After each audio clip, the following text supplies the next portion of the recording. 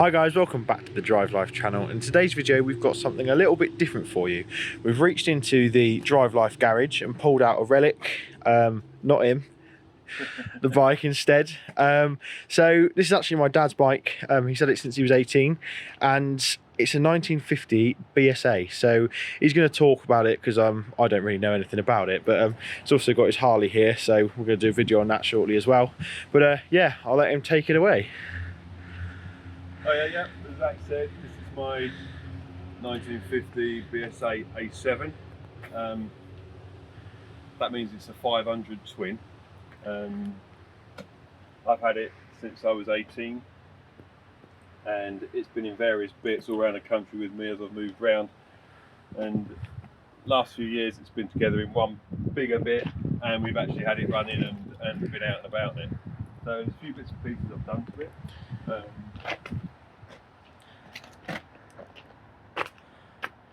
I've had to put rebuild the engine basically. A friend did that. He's rebuilt that. I've adjusted the timing. It's got new exhaust pipes on it. I've had to fit a new carb. It's not the original type of carb. It's sort of the next generation on, but it's a bit better. Hasn't got like a remote float chamber and that sort of thing. Still an SU carb though. Hamel. What else have I done? I've made my own saddle, so Completely by hand and stitched the leather yourself? So it's the metal seat plate, new leather top, springs, etc. Had to make a new rear, made a new rear mudguard stays, put that together, mounted my number plate on the side, running all LED lights to save on the 6-volt battery because it's actually 6-volt this. I haven't got the charging system going yet, which is the dynamo here. I haven't got that running yet, so I'm running it all off of a 6-volt lithium battery, which is inside like a replica battery, which is hollow. It's like a rubber case but in the shape of a replica battery. So I've got 6-volt battery, lithium ion battery in there, which is powering the lights. So my brake light, that'll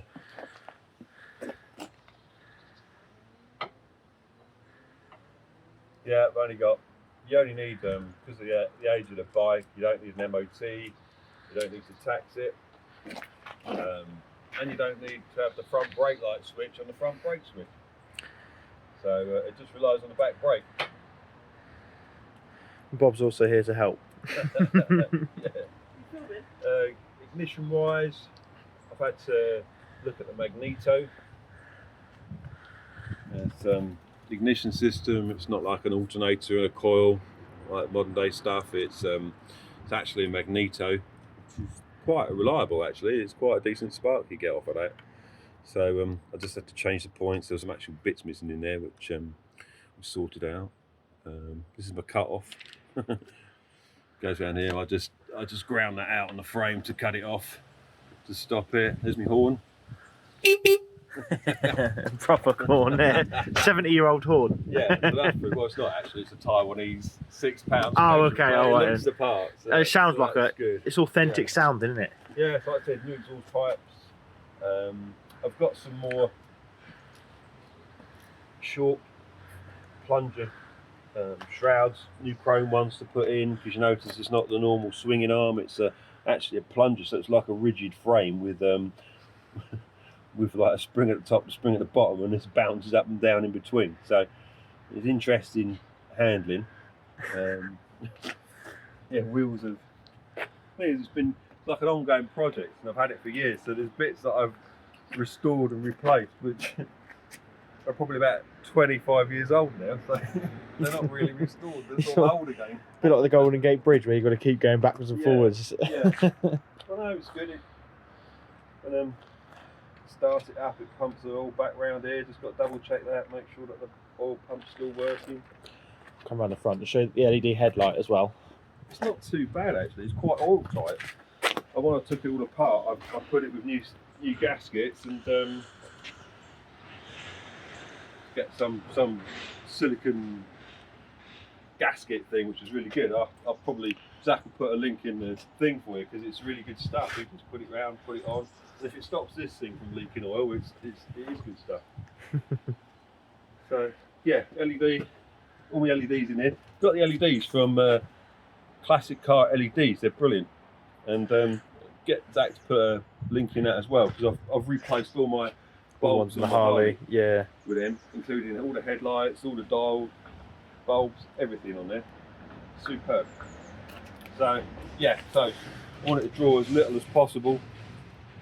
So I've actually got headlights, so you can actually ride back from the pub at night. So you've got high and low beam. Look at that, blinding. You can't actually really tell the difference, can you? no, it just flickers a bit, doesn't it? But it's a good setup. Obviously, the backlights are working. That's obviously LED there. So when you brake, You got your Ace Cafe London as well, look at that. and that's worked Super off bright. a little custom switch down here. Switch in here, which runs off the. it's a rod operated drum brake, so you know none of your ABS here. It's or disc brake or any sort of stopping power at all. no, and the front's a tiny little drum as well, so lots of planning ahead when it comes to stopping, and yeah, trying to like stop from decent speeds is Scary. a challenge. Let's put it that way. So what was the top speed on this back in the day? Back in the day, I think it was just over 100. Would you ever go that I think it's fast? only about 34 brake horsepower. This has got when my mate rebuilt it, he put a different cam in it because that's all we could get. So it's got a high compression, it's a high compression like star twin engine with a different cam in it. It's got a more aggressive cam and a high compression engine as well. So that probably pushes it up to 38 brake. No, I don't know what it does actually. little 10% increase there. It doesn't tear your arms off when you accelerate away. So would you ever go 100 miles an hour on it? No, you must be joking. Hell no. Hell no. I think I'll be Dead. well, I got up to 45 a minute ago. That was pretty hairy. Especially when this is your speedometer. Yeah, the thing is, you can do anything. When you charge off, you could do anything from 45 to 50. It doesn't. It's sort of. It's quite It's approximate. not a guesstimate. Yeah, it's not. Should we start it up so they can hear it as well? There you go. And show them the starting process. Oh, my nice little.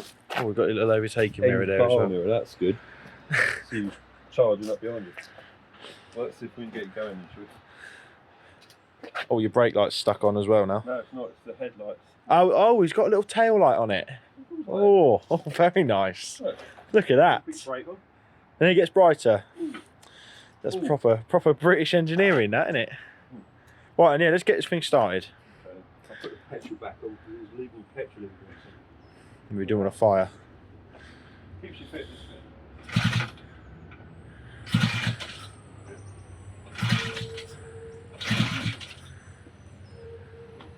Just adjust the choke. Bit about it.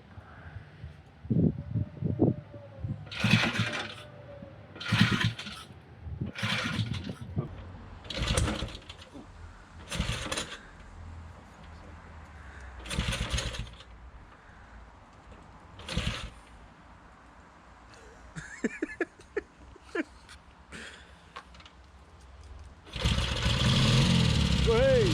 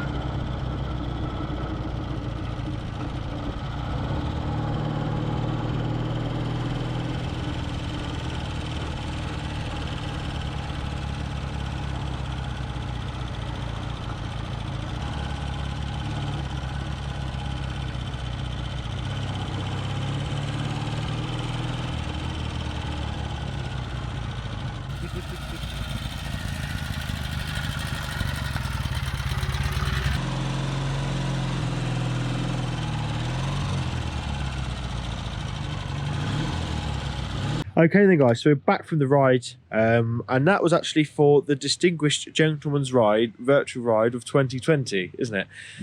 Yeah. Is meant to be a big city ride, we'd all do it together, but obviously COVID isn't exactly playing ball at the moment. No, but it's a solo ride, so I'm going to go out on the Harley all dressed up.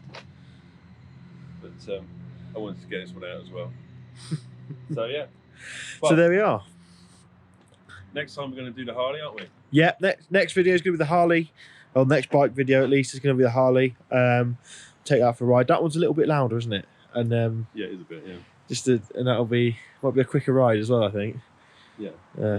It's a bit more in control. But yeah, thanks for watching, guys. And yeah, so if you'd like to give us a big thumbs up, subscribe, and give the bell a ring for your notifications, that would be great. Thanks for watching.